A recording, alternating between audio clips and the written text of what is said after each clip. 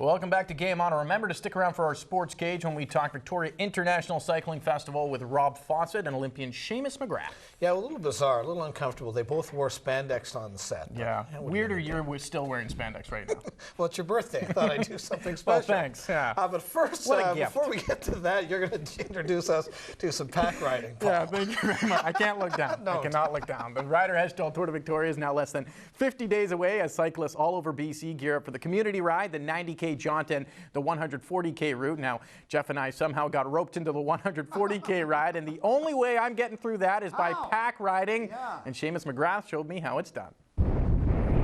As the old saying goes, you get your most strength in numbers. Well, the same goes for cycling, as pack riding is one of the most popular forms of the sport. It's the most efficient way to ride. If you're riding in a pack and you're in behind another rider tucked in, you're putting out 30% less energy. So it's just a way for you to enjoy a longer ride and a faster ride. They're riding so tight, exactly, yeah, so you always got to be conscious. Today, Seamus rounded up some cycling buddies to take me out on my first pack ride, and it wasn't easy keeping up with Max Plaxton, who rides for Canada's national mountain bike team. If you're riding behind someone, it's a bit easier, and it's funner. And you know, generally you'll see groups of road cyclists out in a group, and yeah, it's a lot of fun. You can always do a shoulder check just to make sure there's no cars. It didn't take me too long to realize the most important part of pack riding is making sure you're not taking up the entire road.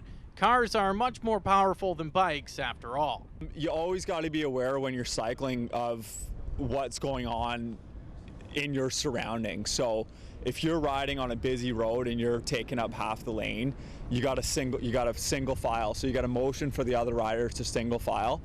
So when you're leading, you always have to be wary of what's going on. Look around, be aware of your surroundings. Should we get those guys in front of us now, or?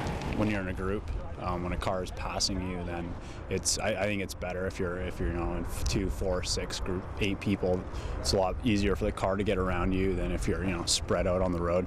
So to avoid any mangling mishaps like this, communication is key.